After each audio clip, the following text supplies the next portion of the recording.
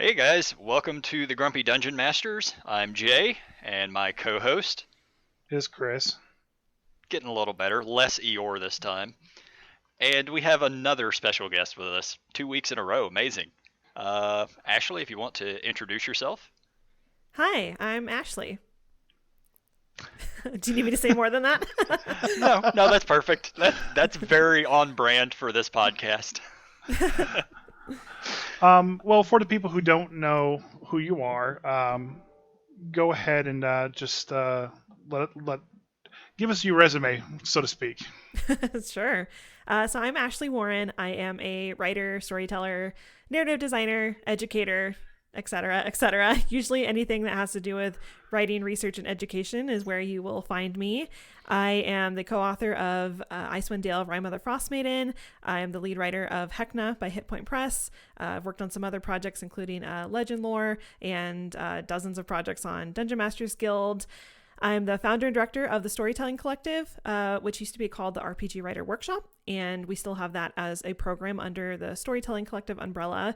So basically, what I do with my time is I write and I play tabletop games, and I help other people learn how to write and write for tabletop games as well. So that is pretty much my geeky existence at this point.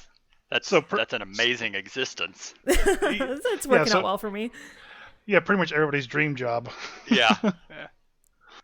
Yeah, I'm still a little unsure of how this all kind of came to be for myself, but I'm very pleased with how my life has has developed so far. So yeah, can't complain. Well, you started off as an educator, though, right?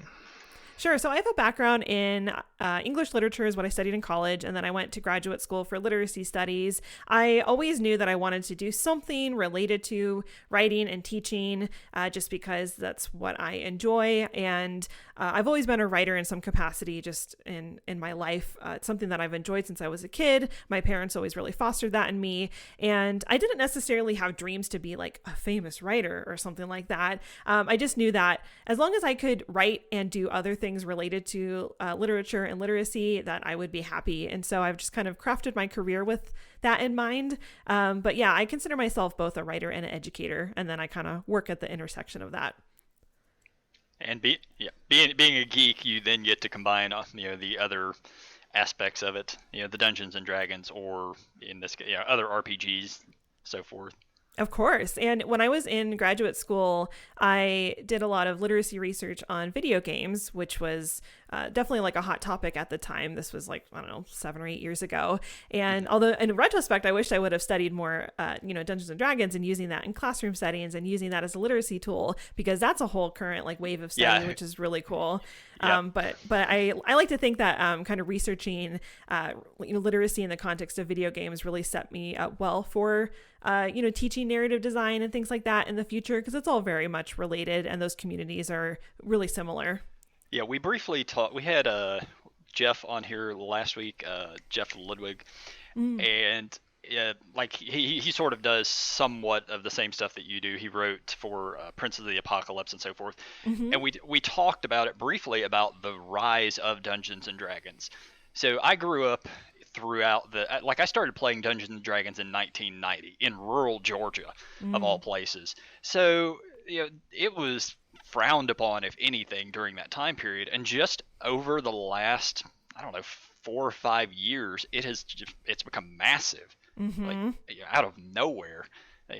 Everywhere you look on YouTube, that's all the videos I'm seeing is D&D this, D&D that. Yeah, Yeah, it's definitely changed. I think the public perception of D&D has changed a lot in the past couple of decades, especially yeah, because absolutely. D&D used to be the activity that you didn't want your kids to do. It was, the whole satanic panic and all of Yep. that. And now it's like I keep seeing these articles, and my family, knowing that I do, work in the D&D field, they always send me articles, from the New York Times, and it's like, play D&D with your kids during the pandemic, because it's like a fun, healthy activity. And it's just funny to see how the narrative around these kinds of games has shifted. I think that people are understanding more about what it actually means to play D&D, and that it's not this like activity that's, well, it might corrupt your kids. I guess it kind of depends on the games you play, and I'm not going to say that it doesn't, because it's whatever you want it to be. Yeah, it'll but corrupt them. They'll spend all of their allowance on dice. Yeah, those shiny math rocks. I mean, they're worth worse things to spend money on, I think. But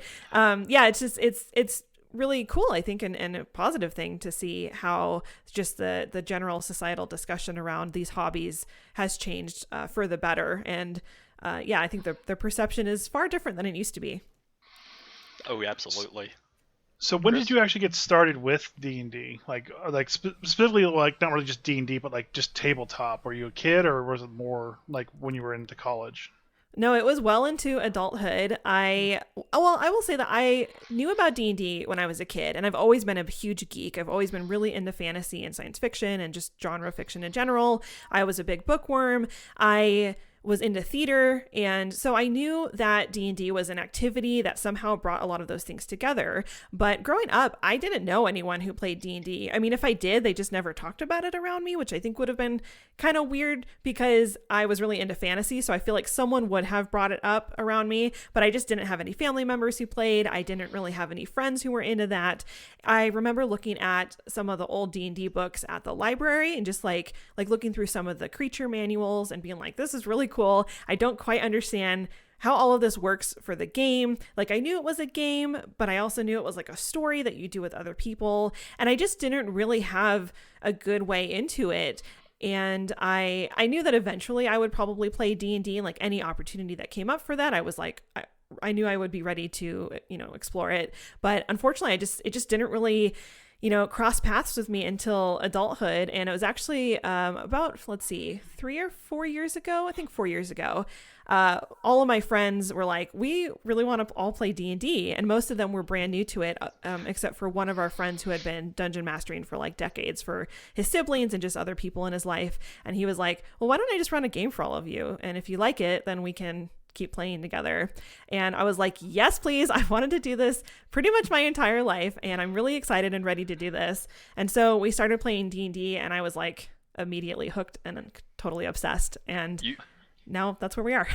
Yeah, you just described the literal purpose for this podcast, because the idea when I came up with this podcast was to put out information about being a dungeon master, specifically with the goal in mind of people who are new to the game and how to get them interested, involved, and just expand on it. If you've never dungeon mastered it, there's a lot that goes behind that. It's not as simple as just, oh, here's an idea, here's the rules, let's do this. You have to do prep work, you have to do some planning, and you have to keep all of these, you have to herd cats. I mean, really, right. You've got these players, you have to keep them involved, you have to craft a narrative. So yeah, so being new at the time, all of your friends being new, I kind of feel for that DM, at least for a little while. I mean, he's one of my players, which is fun because now I DM our group session. Excellent. And so yeah, the tables have turned, but he's awesome. And I really feel like for me, he was a great DM to like really cut my teeth on D&D, because he was just so patient with, explaining the rules to us and just taking us through a story and helping us build our characters. And I think that there's, lots of different ways that you can introduce someone to D&D. I'm personally the kind of person who responds well to like, a nice and patient approach rather than just someone throwing me into the deep end, because I also he knew that we really wanted to play and that it was something that we would probably be really into. And so I think he really wanted to make it a good and positive experience. And plus we were all friends already. And so it was just like a fun activity for us to do together, since we were already geeks who would play board games and do other things together. So it was kind of the natural evolution of that. But in retrospect, like I wish that as a kid I would have thought to just DM a group myself. But even then I'm like, I don't know who I would have invited. I feel like people would have been not super eager to do it, even my geeky friends. So I don't know. I think maybe I discovered it at the right time for me. It's my only regret is that I haven't been playing longer, just because I love it so much and it's made such a huge difference in my life. But I'm glad that eventually I came to it somehow, Yep. What edition? Sorry, Chris. What edition did you start with? Oh, 5th edition. Yeah. Okay. Yeah, Good, I'm a newbie still. I feel like sometimes I've definitely been accused of being a poser. since Don't feel but bad. Fifth edition was a great edition to start with. Absolutely. I mean, I think there's a reason why D&D is so popular right now. I think there's actually many reasons, one of which I think is that 5e is a really good rule set. It's very approachable for the most part, and I think that people are, watching other people play D&D on all the many 5e and Critical plays. Role. 5e and Critical right. Role are what I attribute this to. Yeah, absolutely. I mean, I think that seeing how a game is played, I think was huge for so many people. I didn't start watching Critical Role until after I started playing D&D, but I totally think that that is a way that people can get into the hobby. Because for me, like growing up, I knew about D&D. I was familiar with it being like a game, but also a collaborative story, but I didn't quite fully understand how a game played out at the table. Like, how do you actually foster that? And so I think that breaking down the barrier and actually showing people like, this is what a D&D game looks like. Look how fun it is. Like, it's silly, and it can be as serious as you want it to be, is really a great way to kind of, introduce people to the hobby. And plus, like, now there's so many other great actual play shows featuring all sorts of people from all backgrounds. And I think it's a lot more overtly inclusive than I think it used to be. My wife's favorite D&D stream that she watches right now is just a bunch of puppets playing D&D. I can't remember the name of it right now. Her favorite stream to watch should be yours. No. I don't think she ever has. So you were introduced to D&D fairly recently. How did you get from being a very newer player and a newer DM to starting the RPG Writer Workshop and that evolving into the Storytelling Collective? Sure. So like I mentioned, I've always been a writer. I've always been a storyteller. It's just always been something that's very important to me and kind of a core part of my identity. So writing something wasn't necessarily like new. But when I was playing D&D, it took about a year before I was like, oh, I could write my own D&D stories. What a concept. Like, I just really was learning to love the way that stories play out at the table, all the choices that go into that. And my DM had told me, there's a platform called DM's Guild where you can actually publish your own D&D work, because I mentioned that I kind of wanted to try my hand at writing my own adventures. And I was actually inspired by a family trip to Italy that I had gone on like right before I started writing D&D content. And I was like, oh, it'd be really cool to write some adventure content that's like loosely inspired by all of this like culture and my own heritage. And so when I came home from that trip, I just like started writing my first one-shot adventure, not really having any expectations. It was more just like, this will be a fun creative outlet for myself because I love D&D. I love the way storytelling works in D&D, and I'm a writer by trade. So I might as well maybe combine all of these things that I love and give it a shot. Knowing that there was also a publishing platform where you could legally do that. And so I published my first adventure in December of 2017. And I just got like totally hooked on the idea of writing and publishing my own adventure content, and kind of producing the whole thing was really exciting and appealing for me, because typically as a writer, you don't always get to be the creative director of your own work as well. And I had worked before as a journalist. I had written fiction. I, was a published writer in other capacities. And so it's rare that you get to like actually, pick the art for the work that gets published and things like that. And so I just found that really fun. And I think I ended up publishing like one adventure a month for like 6 months in a row on Dungeon Masters Guild, because I was just like, this is the most fun I've had doing creative work in a really long time, especially having gone to grad school where I kind of like navigated away from doing fiction and creative work like that. So this was kind of my way back to that kind of storytelling. And so about 6 months in, with, quite a few adventures under my belt, I started to get a lot of new opportunities that came my way. People commissioning me to work on adventures and things like that. I had become a Guild Adept, which was a program through Dungeon Masters Guild and Wizards of the Coast, where they pick writers who published a DM's Guild to basically produce supplemental material for the official releases. And so I just like kind of suddenly found myself in this like strange new community, both a newcomer, but also pretty prolific at that point. And I was getting tons and tons of emails from people asking how to write adventures. And I obviously was still pretty new at it, but had at least figured out a way to put my ideas, actually like see those through to fruition, which can be a struggle for a lot of creatives. And so I basically like put together a little workshop. It was just an email series the very first time. And I was like, hey, those of you who want to learn how to write, at D&D Adventures, let's do this together. It's going to be a 1-month workshop. It's going to coincide with National Novel Writing Month because they do a July and November workshop every year. And we're like, this will be our version of that. And it was just me, just my email content. And I thought it would be like, I don't know, 10 people would sign up, and like 500 people signed up. Oh my God. Yeah. And I was like, oh, okay, well, let's see here. I am an educator by trade. I have a background in education. I don't feel totally unqualified to talk about writing because I used to teach writing in high school and in college. And so I was like, okay, I'm going to now maybe approach this less as a fellow creative and maybe more of like an educator. So I realized that there just was this demand in our community for education on this topic and a really approachable, way to get into this, because there's no shortage of educational content on the internet about writing D&D and learning how to dungeon master, and a lot of this content is really great, but it's not necessarily curated in a way that is very approachable for new writers, especially because my audience is writers, not necessarily dungeon masters, and so there is a difference between writing adventures for publication and writing adventures that you're going to use with your own home group.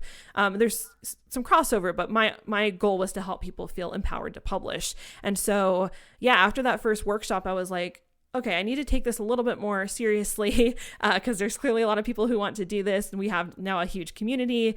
And then I kind of put together a more research-based curriculum for our next workshop, which we did in November. And I brought instructors on board to help me do that because I wanted it to be more than just me. It's just, I'm not an expert. I just happen to know things about the creative process and about teaching writing that I felt were helpful, but I don't necessarily have expertise on every aspect of the adventure writing process. And yeah, so that was all in 2018. And then it's just it's grown from there. Our community is huge now, and it just continues to be a really fun and exciting program to develop. But yeah, that's its origin story in a nutshell. Yeah. So I participated in the 2020 summer and fall courses for the RPG Writer Workshop, and I found them, very enlightening. I'm a tech writer by trade, so I've been able to do user manuals and tech manuals and diagrams and flow charts, and I've had to write like a user manual for applications from beginning to end, and take as they say in the office space, I take the specs from the developers and give it to the clients, and from the clients back to the developers.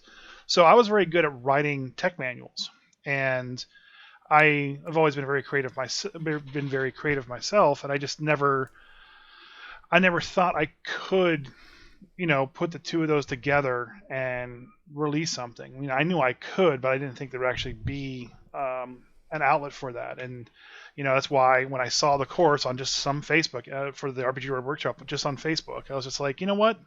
I'm going to give this a shot. See, what gaps in my thought process are there, and maybe this course can actually solve some of those problems. And then maybe I'll actually have a published adventure by the end of the month. And so I was actually able to do that. Went through and completed it. And I think I'm at 350 copies sold right now, which is wow, more than I could ever have asked for my first adventure ever published. And I got Jay to participate as well in the summer one. I made it to day 5. I'm very ADD about this kind of stuff. I've got 50 things going on at the same time all the time, so it's hard to keep focused on a single one.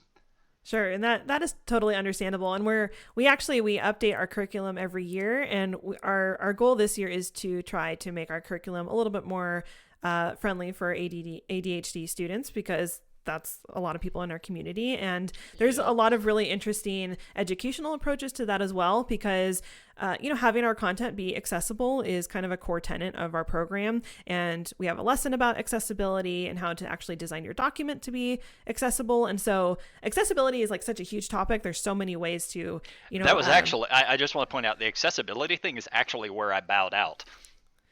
When I started having to read about the accessibility is when my brain shut off on it.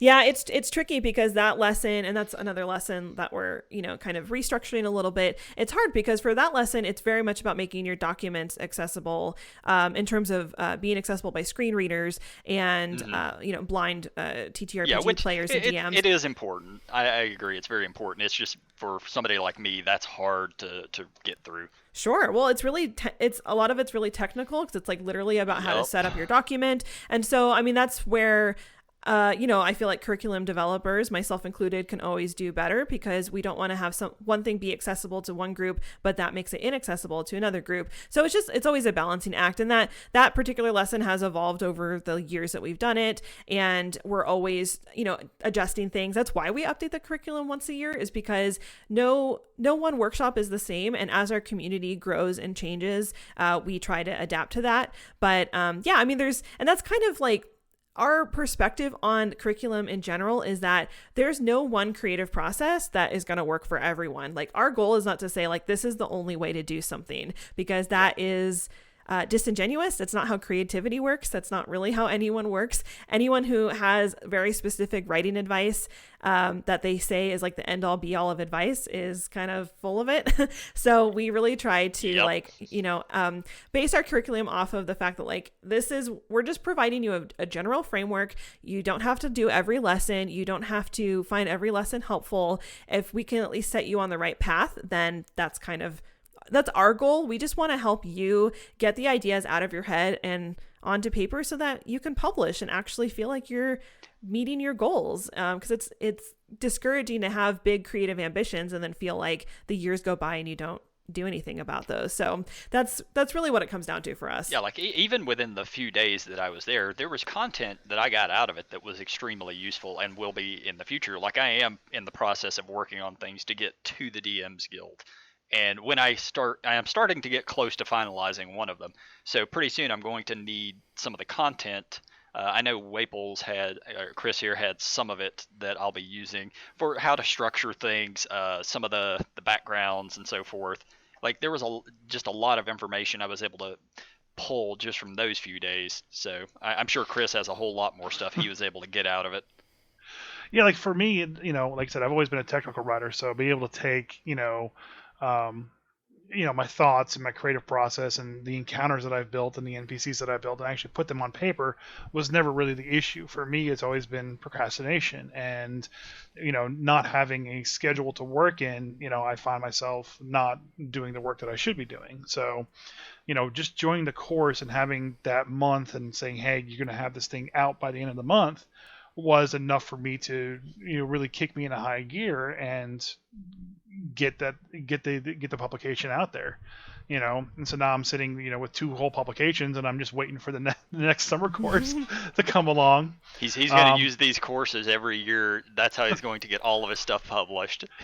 Look, I get it. I mean, I feel like that's a huge benefit of just any sort of creative program that involves other creatives. I mean, our curriculum, we put a lot of time and effort into that, but it's really the community that I think makes the workshop so fun and rewarding, because you're working on your own project alongside, thousands of other people who are also working on theirs. And there is kind of this energy and this incentive to, be a part of that and to not miss out on that. And then also, like, publishing day is really exciting when people, can finally publish their adventures. So I think that's a huge benefit. And I think we actually have quite a few people who kind of treat it that way. They're like, I know that I'm not necessarily going to work on my adventures at other parts of the year, but I know for sure that in July and November that I can focus on some projects that I enjoy. And we actually have something coming up in April that we're announcing soon. So just putting it out there, mark your calendars. Okay. Just let us know. We'll make sure to promote it for you as well. Sure. Yeah, like I said, when I was going through the courses, that's all I ever talked about. The first, couple 10 or 15 podcasts that we did, it was just my journey through the RPG Writer Workshop. There was a lot of podcast content about that course. Like I said, I found it all fascinating and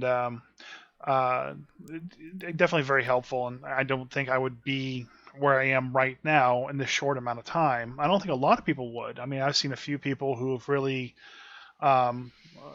blossom's the only word I can think of right now, but they've really like found their stride in almost a professional capacity and are out there doing more streams and writing for other people now, just through those courses alone, from what I've seen.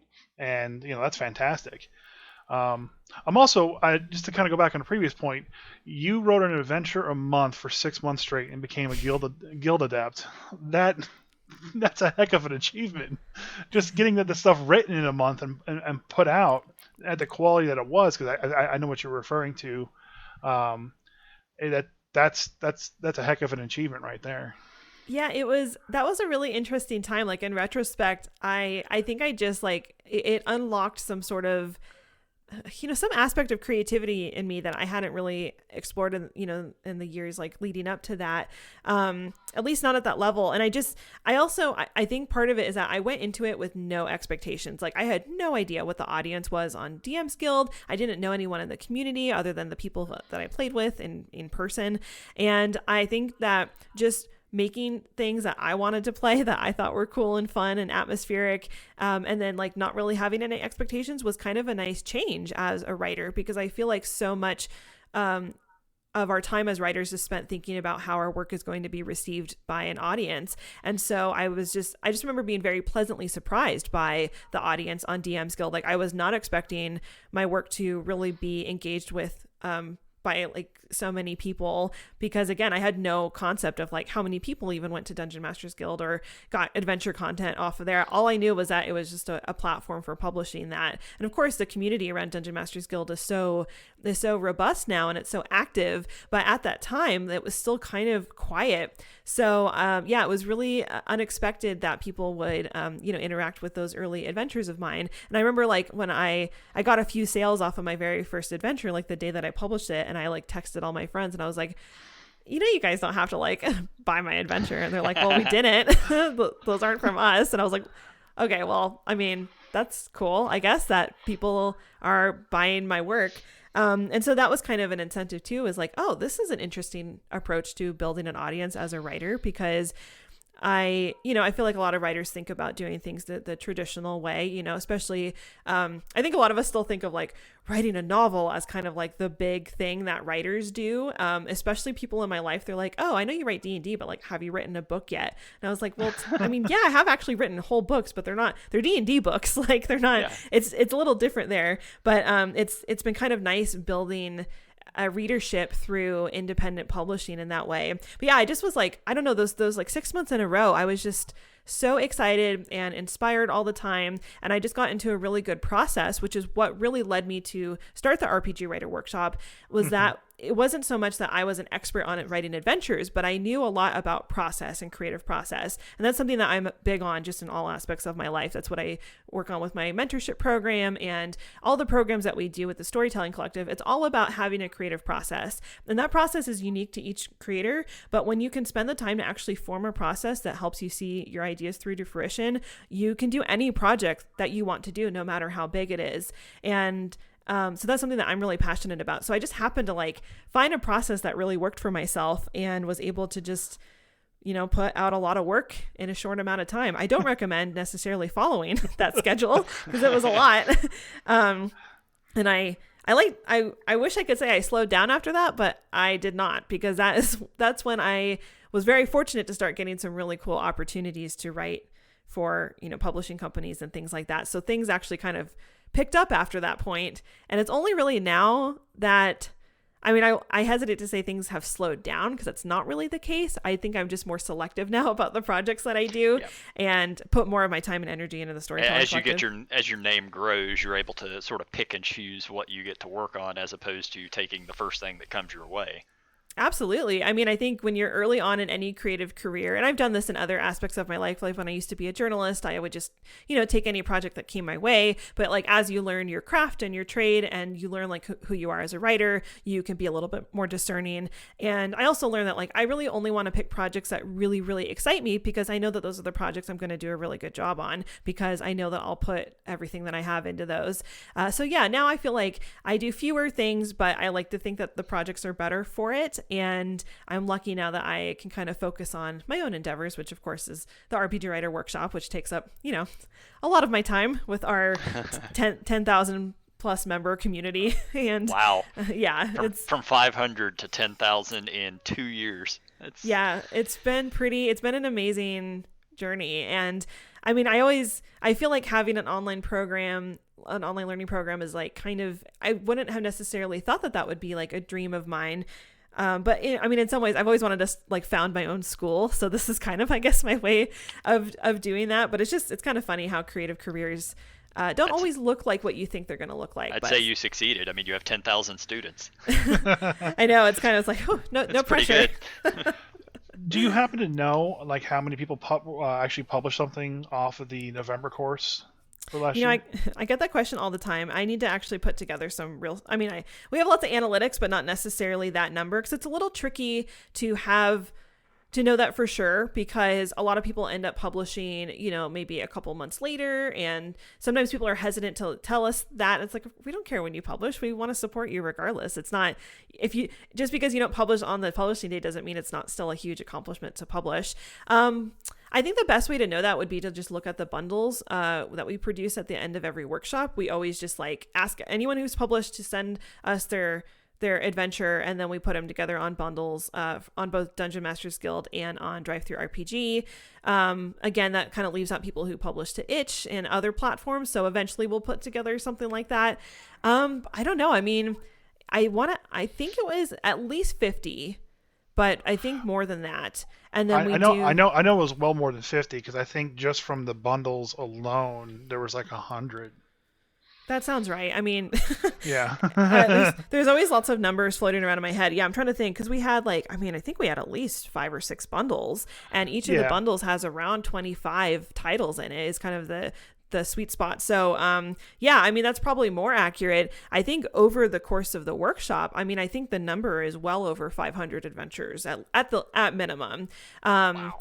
Just from all the participants who have gone through the program. But, yeah, I don't know. Someday I'll have to actually put together real numbers. To me, that's not always the most interesting number. Like as the founder of the organization, it's more about I don't always see that as the completion number. Like publishing, of course, is great. It's more that who returned to do another workshop with us. Like did they get opportunities in the industry through the workshop? Did they collaborate on projects with other people? Like that kind of changes those numbers a little bit. So there's a lot of interesting metrics there. But yeah, I'm not 100% sure, to be honest.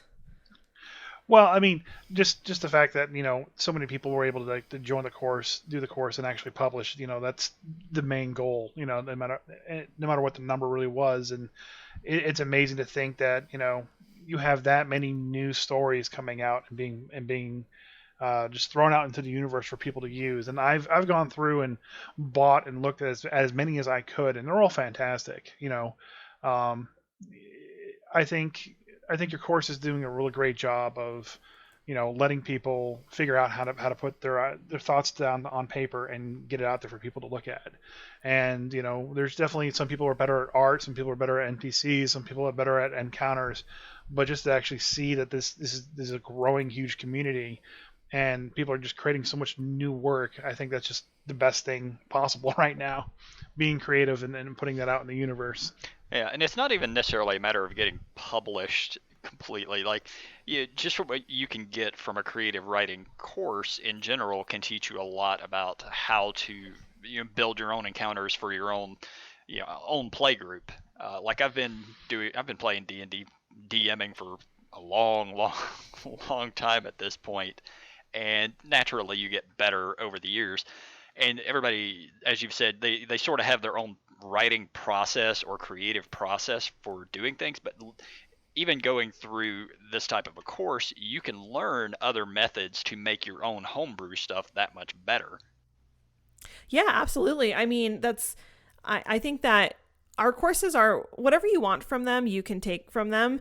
And it's really not everyone's goal is to publish, as you mentioned. And that's not necessarily something that we consider to be the end all be all goal of creative work. It's really just a matter of feeling empowered enough in your own ideas to do something with them, whether that's publish or just, play them with your home group, which is also a wonderful thing.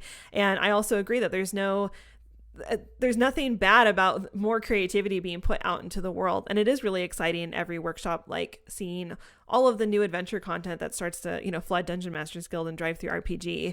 It's very rewarding, to see that and be a part of people's creative journeys. But yeah, I mean, I think that the best kind of creativity comes from doing things for ourselves. Like, I think if you can just love writing for the sake of writing and not necessarily for the elements of success that you expect to come from that, then like it's always something that will be rewarding to you.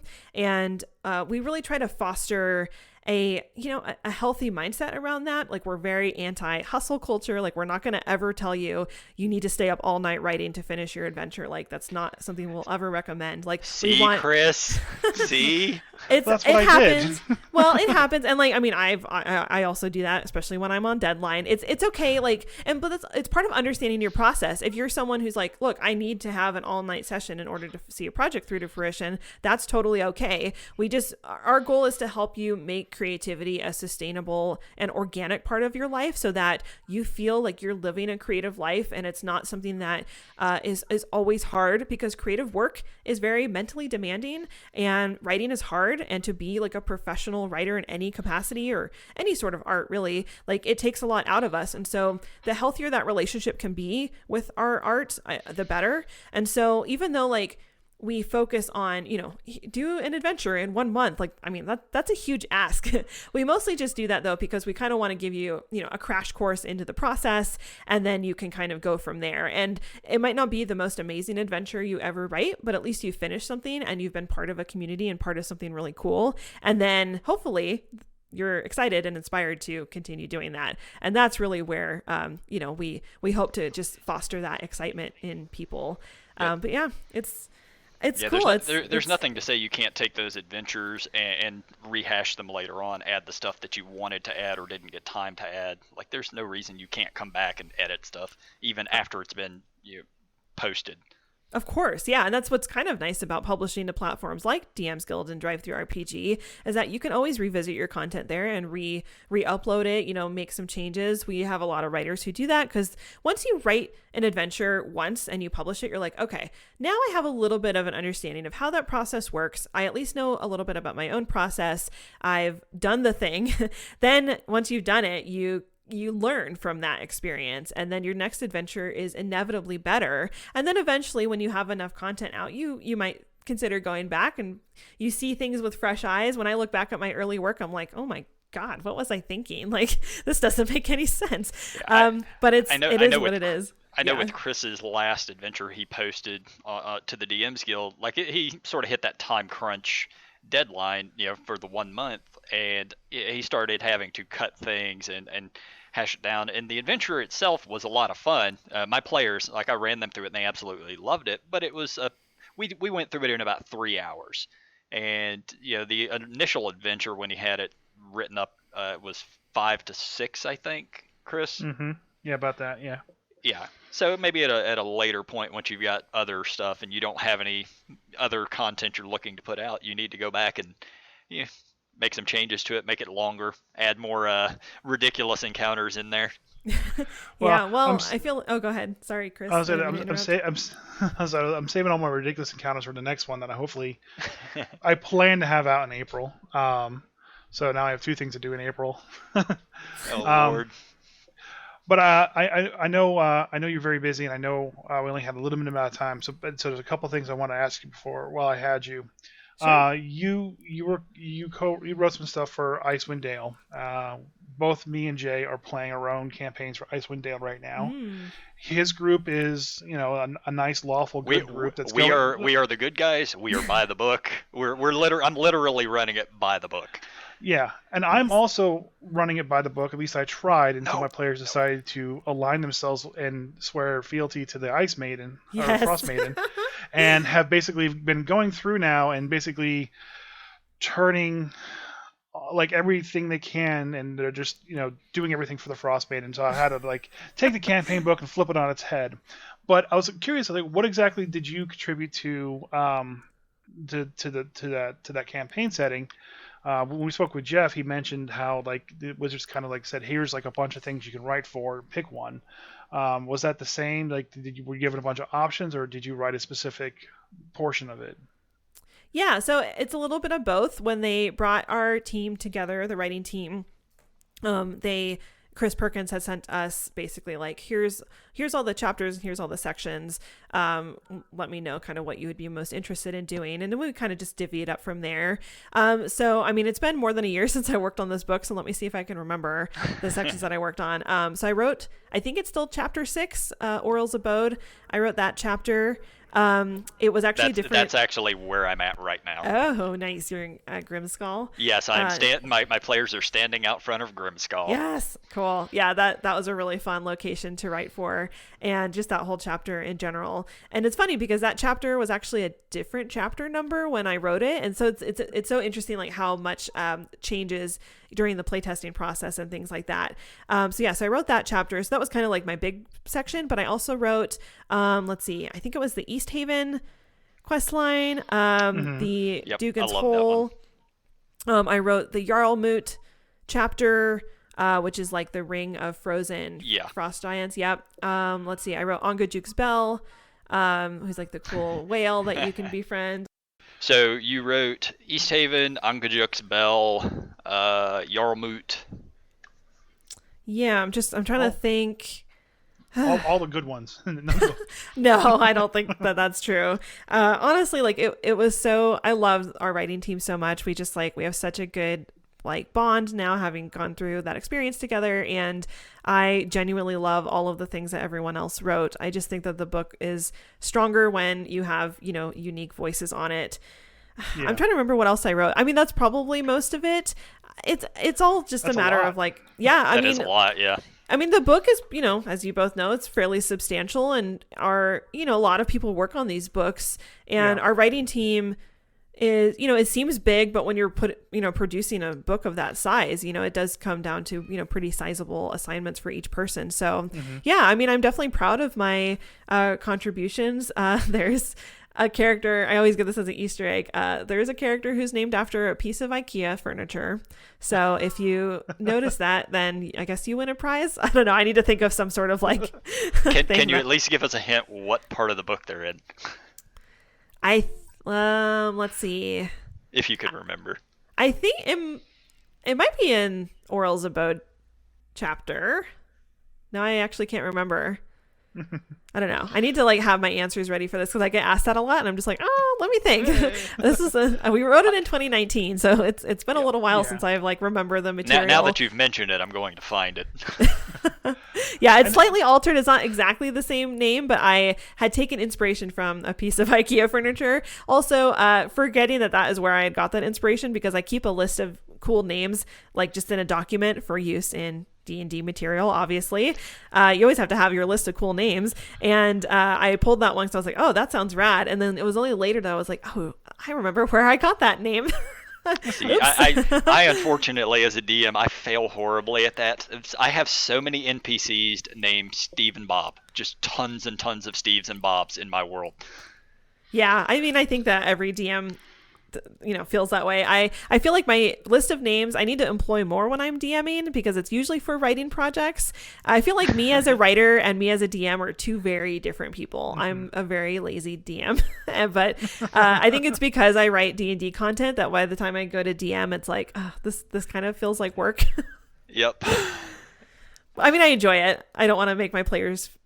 I don't want it to sound like I'm just grumbling. Oh, we all love it, but everybody has their procrastination moments. Like you need your free time, and D&D after a while it does sort of feel like work, so it's easier to. I don't want to have to come up with the name of every single NPC that you're going to meet. That's just time wasted.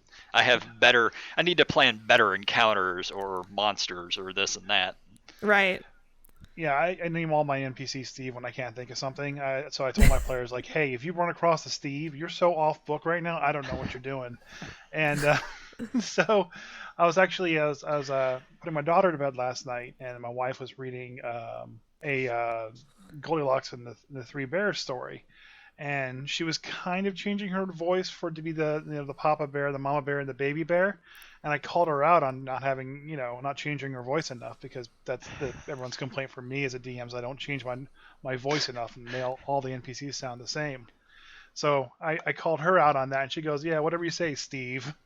And it's like, Yeah, I get it. I see. My brother's name is Steve, so I feel like he would probably okay. not like it if I used his name a lot. So yeah, I'll have to think. I feel like I'm trying to think of like, I don't know. I always come up with random names. I usually use a random name generator. Like if I'm put on the spot, it's always something ridiculous, and I'm like, now I have to remember what this name is and put it in my notes later, because inevitably the players are going to ask like, oh, what happened to so and so, and I'll be like, I don't remember who that is. I have a notebook full of notes that are not in any order, so good luck me ever finding that stuff.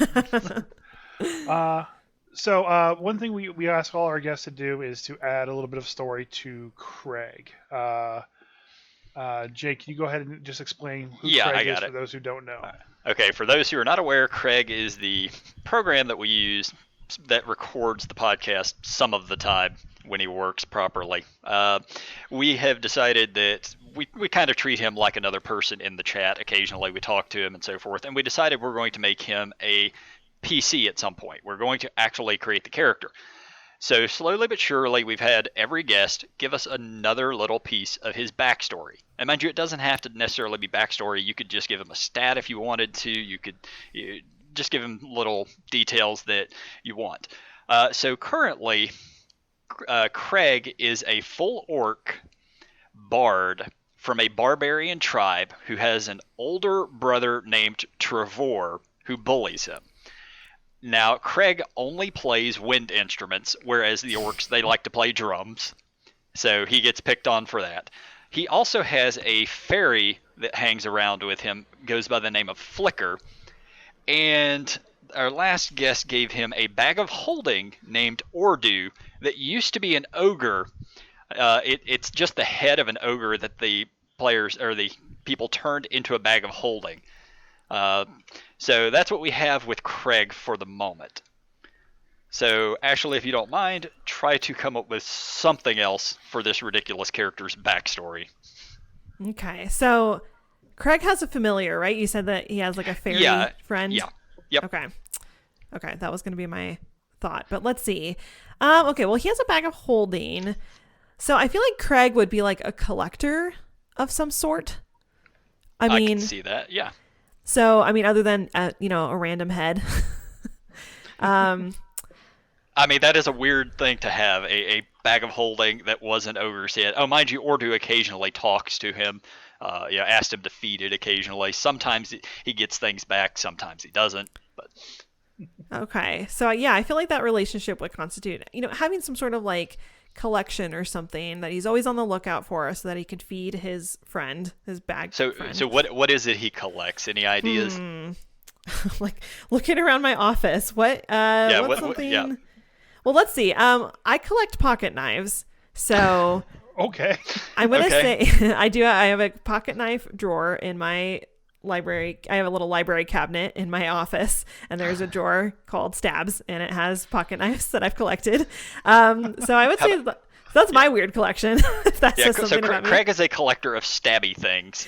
Yeah, so he just likes he likes anything that stabs, and that's very orcish of him.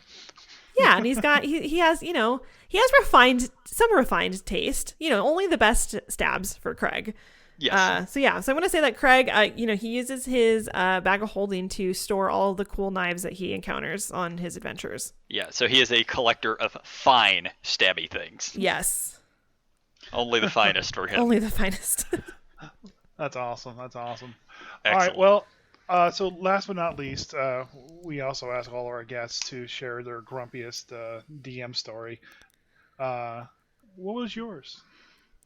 Well, I feel like lately every time I DM is a grumpy DM time, because I'm grumpy a lot because of all the stuff with COVID, and we've been playing online, and I do not like playing online because Same.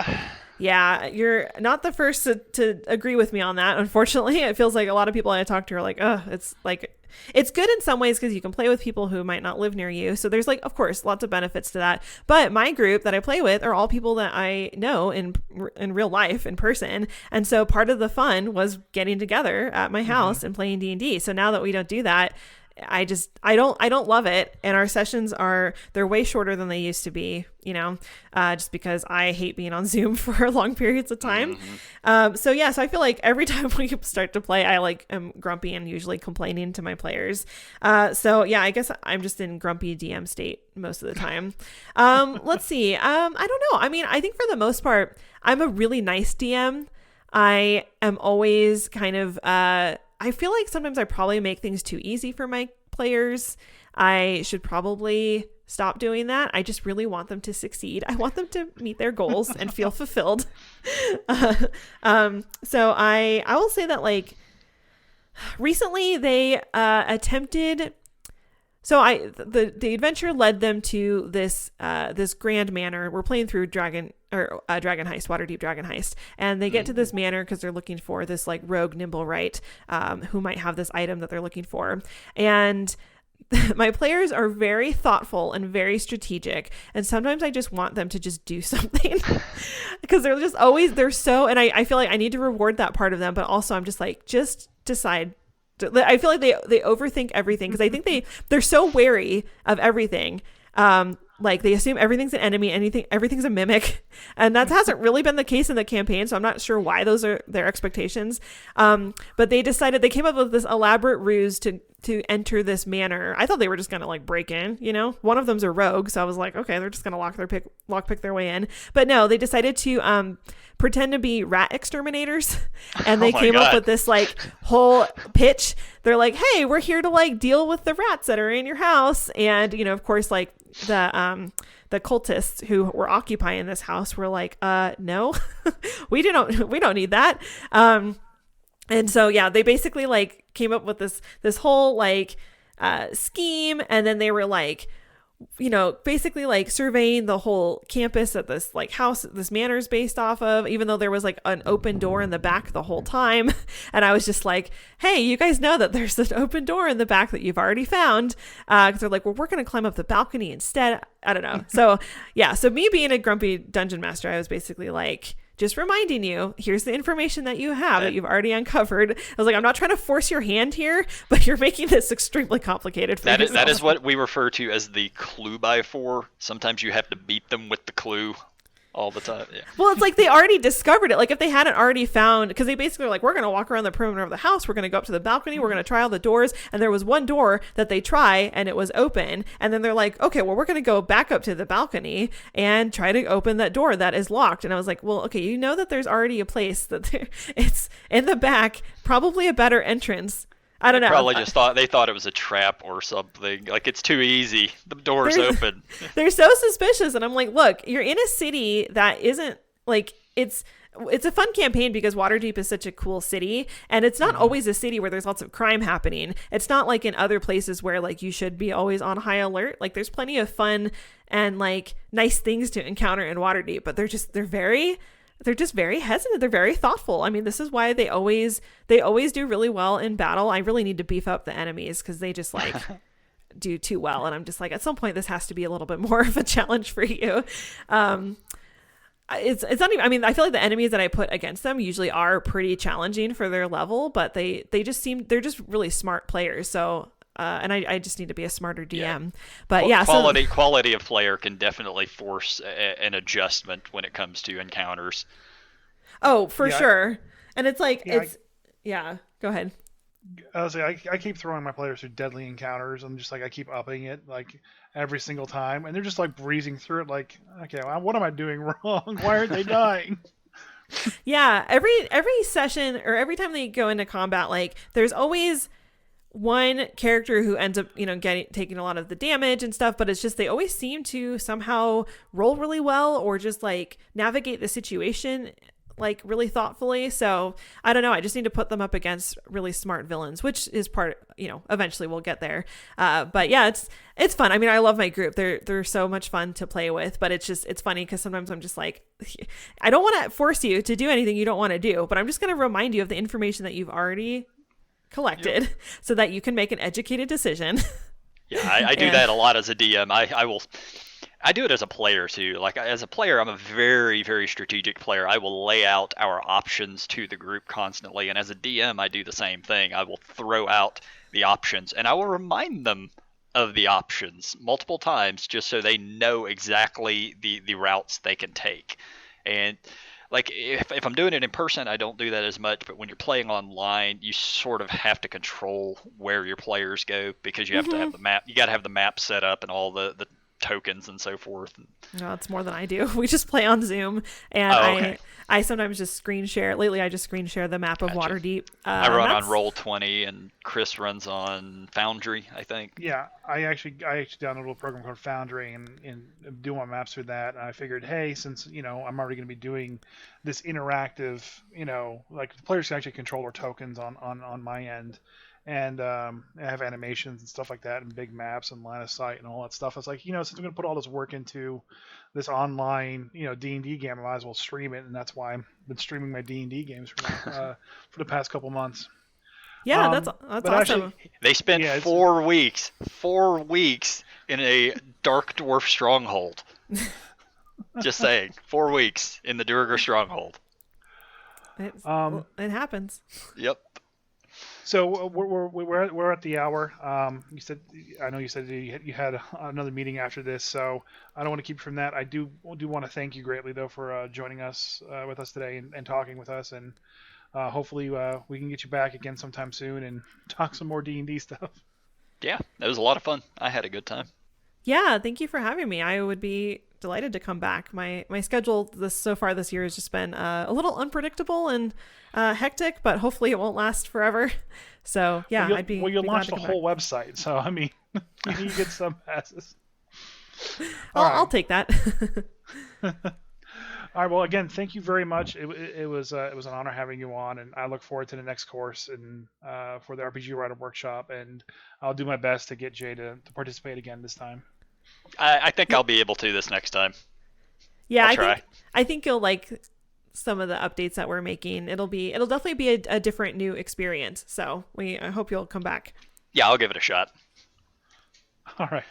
All right. Thank you very much, and have a great rest of your day. Yep. Hey guys, thanks for listening to our podcast. If you will, please check us out on our social medias on Facebook, Grumpy Dungeon Masters Twitter, at Grumpy DMs _DMs. Instagram, Grumpy Dungeon Masters. and every Saturday night at what time? 8 p.m. Eastern Standard Time. On Twitch.tv /Grumpy Dungeon Masters. Fuck yeah.